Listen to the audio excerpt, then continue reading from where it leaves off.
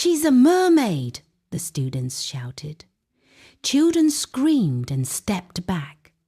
Some stood still, staring in shock. Coach Dan dropped his whistle. His mouth hung open. Kemi floated in the water, her heart beating fast. The voice of the river spirit hummed in her ears. "Daughter of the water, it is time." Kemi was well known in Ilero. She was clever, polite, and always top of her class. The elders said, "That girl will make our village proud." Most classmates liked her, but there was one strange thing about Kemi. She never went near the river. She never splashed with her friends in the shallow water. She never helped carry water from the river, even when it rained. She ran for cover before a single drop could touch her skin. Some small children whispered, "Maybe she's afraid of water." Others giggled, "Maybe she melts like sugar." Her best friend BC did not believe either one. But even she could not understand why Kemi avoided water so much.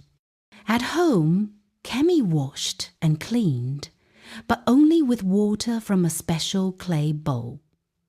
The bowl sat in the corner, always covered with a white cloth.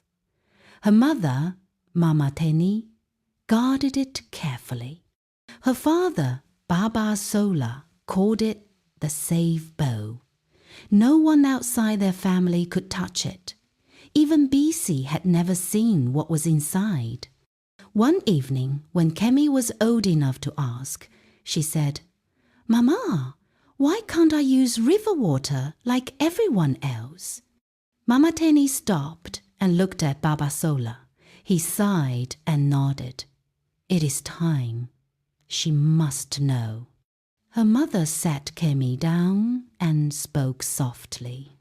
"Before you were born, your father and I prayed for many years for a child. We went to healers. We offered gifts. Still, no baby came. One night we went to the river and cried to the spirit for help." Mama Teni's voice shook. The spirit appeared. She was beautiful, with bronze skin and hair like flowing water. She agreed to bless us with a child. But there was a condition. The child must never touch outside water. Only water from the safe bowl may touch her skin. "Why?" Kemi asked.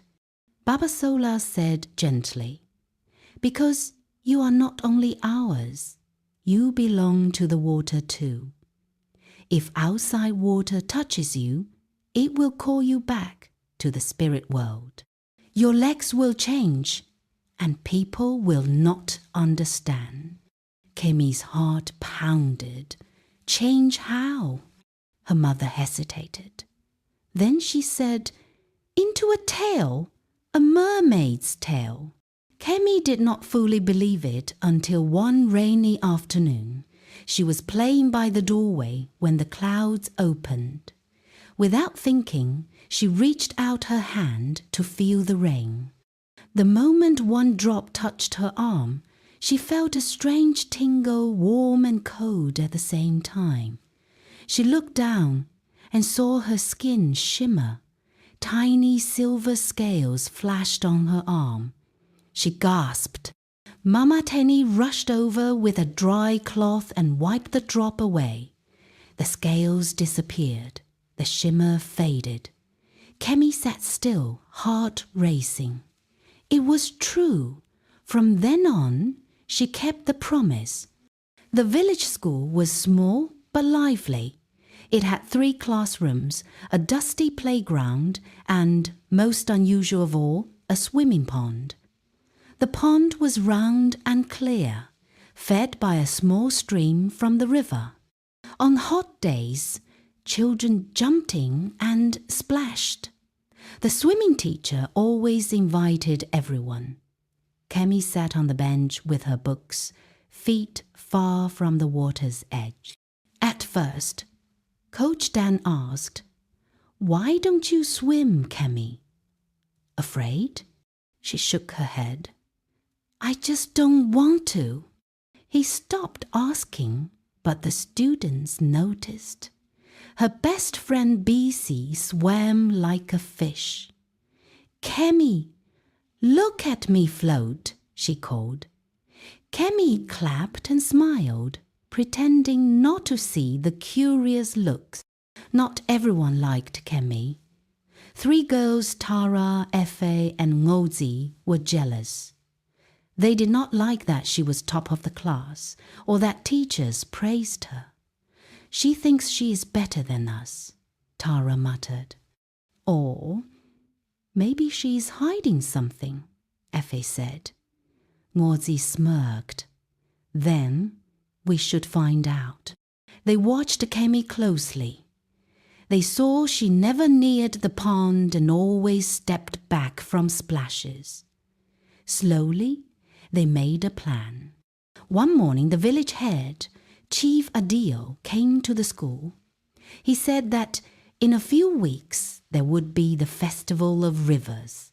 There would be singing, dancing, and a swimming show from the school. The students cheered except Kemi. She clapped politely, but her stomach felt tight. She knew there would be more swimming practice and more questions. That afternoon, as children left for home, the 3 jealous girls whispered near the gate. "Festival day is perfect," Tara said. "Everyone will see," Efe added. Ngozi's eyes shone.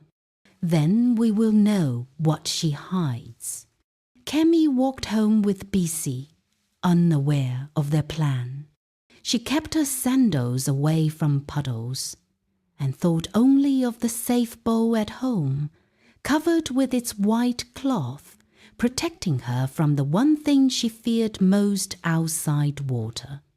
But fate and 3 jealous girls were ready to test that promise. The sun was hot over Ilero as students gathered at the pond for practice. Coach Dan blew his whistle. "Everyone in, star floats first." Kemi sat on the bench with her notebook. BC waved from the shallow end. "Come, Kemi, just once." Kemi smiled and shook her head. "I'm fine here." But Tara, Efe, and Ngozi were not smiling. They had watched for weeks. Today they wanted to know why she never entered the water. They climbed from the pond and walked to Kemi. "Why do you always sit here?" Tara asked. "Too scared?" Efe teased. Kemi frowned. "I just don't like swimming." Ngozi smirked. "Maybe we can help you like it." Before Kemi could move, they shoved her hard. Her feet slipped, her arms flailed. She fell into the pond with a splash. Cool water wrapped around her like it had been waiting. Kemi gasped as a shiver ran through her body. Her legs tingled and began to change. Green and silver scales spread across her skin. Her feet joined together, stretching into a long, bright tail that glittered in the sunday. The pond seemed to glow, as if proud to show her true form. She's a mermaid," a small boy shouted. Children screamed and stepped back. Some stood frozen. Coach Dan dropped his whistle. Kemi floated in the water, heart pounding. The voice of the river spirit hummed, "Daughter of the water, it is time." BC's eyes filled with tears. "Kemi, I didn't know." Kemi shook her head.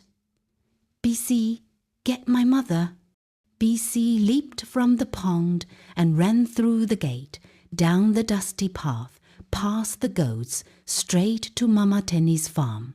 Mama Tenny was weeding cassava when she saw BC racing toward her. "Auntie, Auntie!" Bisi cried, out of breath. It's Kemi. She is in the pond, and she is not like us. Mama Tenny's heart jumped. She dropped her hoe and ran. At the school pond, a crowd had gathered. Children, teachers, even villagers who heard the shouting. In the middle of the water was her daughter. Kemi's human legs were gone, replaced by a shining tail that caught the light like 1,000 tiny mirrors. Kemi! Mama Teny cried, rushing to the edge. Kemi swam to her, water rippling with each move of her tail. Tears ran down her cheeks. I'm sorry, Mama, she said softly. I love you, but I have to go now. No, my child, please, Mama Teny said, voice breaking. Kemi smiled sadly. I will never forget you, Mama. She kissed her mother's hand. Then, with a strong flick of her tail, she vanished under the water. The pond calmed. The glow faded. She was gone. The crowd stood in silence. Some whispered prayers. Others bowed their heads. Mama Teny stayed kneeling by the water, tears falling into the pond, hoping the river would carry her love to wherever her child had gone. That evening, neighbors led her home. They offered yam and stew. She did not eat. They offered fresh water. She did not drink. She sat in the corner by the safe bowl, the one under a white cloth, and rocked slowly. She held Kemi's school cloth to her chest, whispering, my child, until the oil lamp burned low and the room turned grey with dawn. Before sunrise, Mama Teny walked to the river bank. She chose a flat rock, sat down, and did not move. She stared into the water as if it could hear her and bring back her child. Women came. Mama Teny, please come home. Eat a little, drink a little. She shook her head. The water took my child, she whispered. I will sit with the water until it returns her. Morning passed to afternoon. The sun burned her back. Afternoon became night. Cold wrapped around her. Still she did not leave. On the second day, Baba Sola came with a calabash of water and a cloth. Teny, he said softly, come home. Rest. She kept her eyes on the river. Home is where my child is, she murmured. My child is in the water. He placed the calabash beside her and walked away, steps heavy. At home, the safe bowl sat untouched, covered in white. By the third day, everyone in Ilero knew. Women brought roasted fish, bread, and boiled yam. Please eat a little, they begged. She smiled faintly and pushed the food away. Men brought clean water. She turned her face. What is the use of water when water took my child? Her cheeks sank. Her eyes were red from tears. Old women sat with her and fanned her, telling stories of mothers who waited. The river has long ears, they said. It hears tears.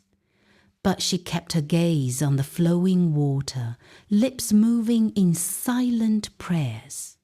The three girls, Tara, Efe, and Ngozi, could not escape what they had done. People did not greet them at the market. Some mothers pulled their children away. Those girls brought trouble to the water, people whispered. Tara cried at night. Efe woke from bad dreams of shining scales and a mother's grief. Ngozi stood at the river's edge more than once, trying to say sorry with her eyes. But sorry felt too small. Far below, in the bright world of the sea, Kemi swam through coral forests and schools of colourful fish. The sea queen welcomed her and gave her honour, a bed of shells and pearls and sweet water fruit. But Kemi's heart was heavy. Each day she swam near the surface where the sea opened a window to the world above. Through it she saw her mother on the same rock, thinner and weaker. She saw food left untouched and a full calabash gathering dust. She saw tears fall to the river like small gifts. One afternoon, Kemi could bear it no more. The pull toward her mother was too strong. She swam up the river path to the shallow bank where Mama Tenny sat weeping. Kemi rose from the water. Her silver-green tail shone in the sunday. "Mama," she called softly. Mama Tenny lifted her head, slow and unsure. Then her eyes widened. "My child," she whispered. Kemi swam closer. "Mama, please stop crying. Eat something, drink water. I need you to be strong." Mama Tenny stumbled to the edge, tears fresh on her cheeks. She knelt and reached out, pulling her daughter close though the water kept them apart. She touched her face and hair to be sure she was real. "My child," she sobbed. "If you would come back, I would never let you go." Kemi rested her forehead on her mother's shoulder. "I love you, Mama. I will never forget you." They stayed like that for a long time. Mother on the rock, daughter in the water, holding each other as if the world might break them apart again. At last, Kemi pulled away. "I must go now, but I will find a way to return." With a flick of her tail, she slipped under the surface, leaving only ripples and her mother's hands reaching into empty water. That night, Kemi swam to the Sea Queen's palace. The queen sat tall on a coral throne, her shell crown glowing. "Great Queen," Kemi said, voice shaking, "my mother is dying. She has stopped eating and drinking. Her tears are like another river. Please make me human again." The queen's eyes were calm but sad. "Child, you know the rule. You cannot live in both worlds. If I send you back, the sea will never claim you again." "I do not care," Kemi said firmly. "I only care that my mother lives." The queen studied her, then lifted a pearl that glowed like the moon. "When the moon is high and full, the river will open the way. But you must choose the land forever or the water forever. There is no turning back." "I have chosen," Kemi said. "I choose my mother." On the riverbank, Mama Tenny still sat, hands on her knees, eyes on the water. The moon was moving toward fullness. Deep below, her daughter was preparing to come home. The full moon shone over Ilero. Silver light covered the quiet river. "My child, wherever you are, hear me," Mama Tenny said, voice cracked and slow. "I have searched in dreams. I have called in prayers, but you have not come." Her tears fell into the water. "Please return to me before my heart stops." She bent forward, forehead on her knees. Night wrapped around her. Only the soft drip of tears broke the silence. A faint ripple moved across the river. Then another. The water began to glow soft at first, then brighter, as if the moon dipped into it. Mama Tenny lifted her head, heart thudding. Ripples turned to a gentle swirl. The glow deepened to silver blue. From the center of the light, a figure rose. It was Kemi, with the same gentle eyes. But from the waist down, a long shimmering tail of green and silver shone like 1,000 tiny mirrors. "Mama," Kemi called. Mama Tenny clutched her chest. "Kemi, my child, is it really you?" "Yes, Mama, I am here," Kemi said, her words full of love and sorrow. "I missed you every moment." Kemi pulled herself to the flat rock. As she did, the glow on her tail began to fade. The scales dissolved into skin. The tail split into 2 legs, strong and bare, dripping with river water. You are human again," Mama Tenny cried.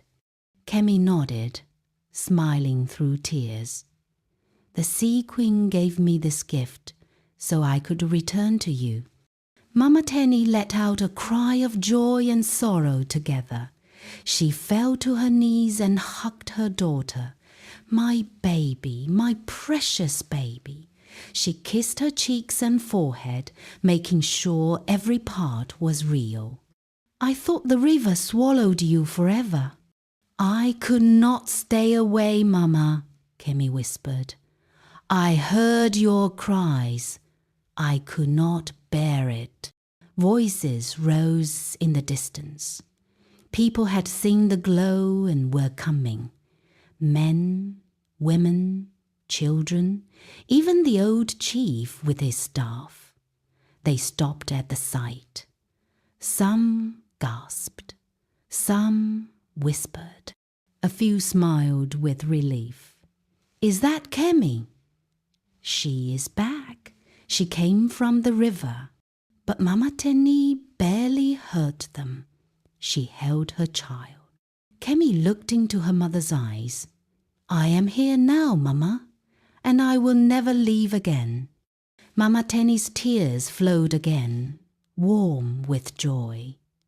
"The river may call you, my child, but you belong to me." The crowd stayed quiet, as if they had walked into something holy. Only the river and soft leaves made sound. Hand in hand, mother and daughter rose and walked toward the village.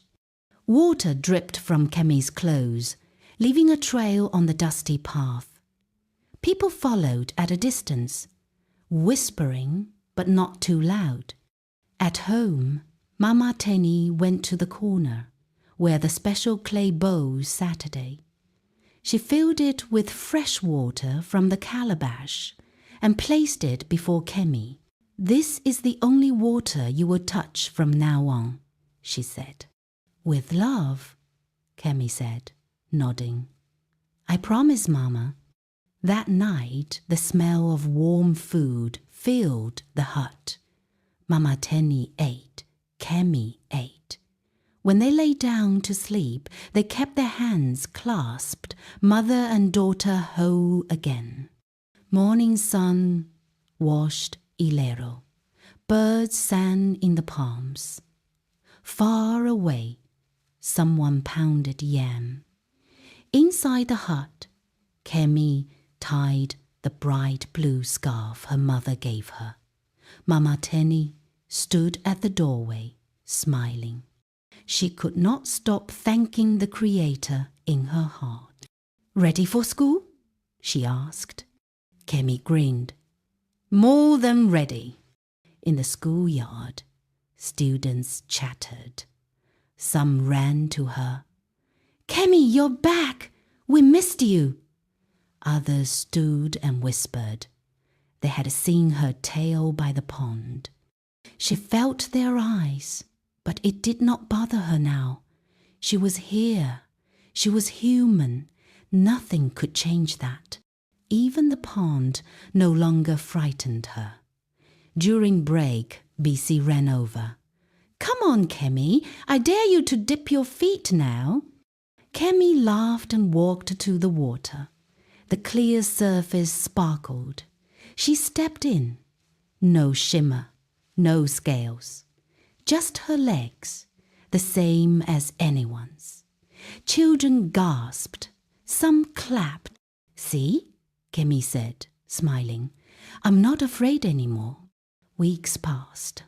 Life felt normal again. Kemi helped her mother fetch water. She played with BC in the evenings. She even joined swimming lessons. She moved through water with ease, like before, but now with human legs. Coach Dan shook his head in wonder.